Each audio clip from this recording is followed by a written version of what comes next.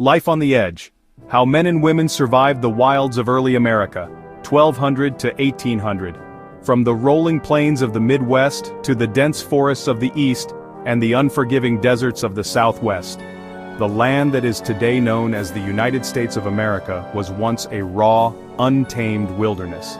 Between 1200 and 1800, life for its people, Native Americans and later European settlers, was a daily contest between survival and the harsh, unforgiving forces of nature.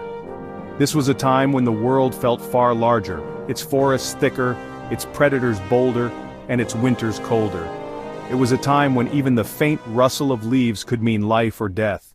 The constant threat of the wild. Long before rifles became common, survival relied on courage, skill, and the ability to read the signs of the surrounding bushes. Families huddled in makeshift houses, wigwams or log cabins, often with walls too thin to stop the chilling winds of winter, or the claws of a determined predator. Wild animals roamed freely, and not just in the distance. Bears, wolves, and mountain lions frequently skirted the edges of villages. Drawn by the smell of cooking meat or livestock, deer grazed nearby, but so did their predators. In these times, parents were constantly alert.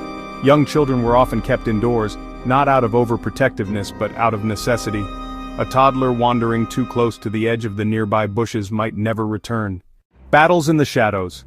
There are countless oral histories from native tribes and early settler accounts that speak of brutal encounters with wild beasts. It was not uncommon for men to return from hunting trips bloodied, not only from the animals they sought, but from the wild ones that found them first. During harsh winters when prey was scarce, predators grew bolder. Wolves traveled in larger packs, mountain lions lurked closer to settlements. And sometimes there was no time to reach for a bow or musket. Men had to fight back with whatever they had at hand, an axe, a hunting knife, or in desperate moments, their bare hands. One such story tells of a settler named Elias Carter in the mid-1700s who wrestled a black bear that had wandered into his yard, drawn by the scent of salted venison. His wife and children watched in horror from the cabin window as the two rolled in the snow, the man jabbing at the bear's eyes until it stumbled away. Carter lived, barely, but carried the scars of that wild fight across his chest for the rest of his days. The watch at night. Nighttime was the most dangerous. Once the sun dipped behind the horizon, the land belonged to the predators. To protect their families, men often lit large burn fires at the entrances of villages and took turns standing guard. The crackle of flames and the silhouettes of watchmen were a warning to beasts that this was human territory.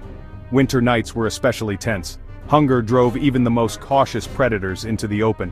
The howls of wolves would echo across the frozen valleys, answered by the bellowing of watchmen banging metal pans or hurling torches into the darkness. Encounters with the deadly and the venomous. The dangers were not always large or loud. Snakes. Rattlesnakes in the southwest, copperheads in the east, and water moccasins in the south. Struck without warning. A single bite could mean death within hours if no help was nearby. Those who survived such bites often owed their lives to folk remedies, applying poultices made from chewed herbs, cutting and sucking the wound, or tightly binding the limb to slow the spread of venom. The brutal hand of the weather. Life was so tough for American mothers and fathers in the early days, such that if the animals didn't get them, the weather might. Winters could be merciless, with blizzards sealing off villages and freezing rivers solid. Without adequate shelter or food reserves, entire families could starve or freeze within days.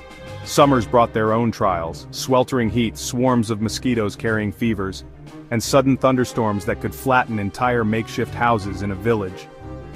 The will to survive. Despite these challenges, people adapted. Native Americans and European settlers had centuries of experience reading the land, predicting animal behavior, and respecting the cycles of nature. When a man or woman survived an attack by a bear, cougar, or snake, it was a cause for celebration. Such survival was not just a personal victory, but a communal one, the dawn of a new age. As the 18th century gave way to the 19th, the spread of civilization began to tip the balance. Settlements grew into towns. Blacksmiths forged stronger weapons and traps. The introduction of more reliable firearms and steel tools finally gave humans the upper hand against wild animals. Hungry wild animals were pushed deeper into the forests, and man-made barriers began to hold back even the harshest weather. But for those who lived through the earlier centuries, the memories never faded. They remembered the nights when the fires burned high, The days when the forest was both a provider and a predator, and the moments when survival came down to the strength of one's hands. From all we've learned, in the America of 1200 to 1800, life was not merely lived, it was fought for every single day.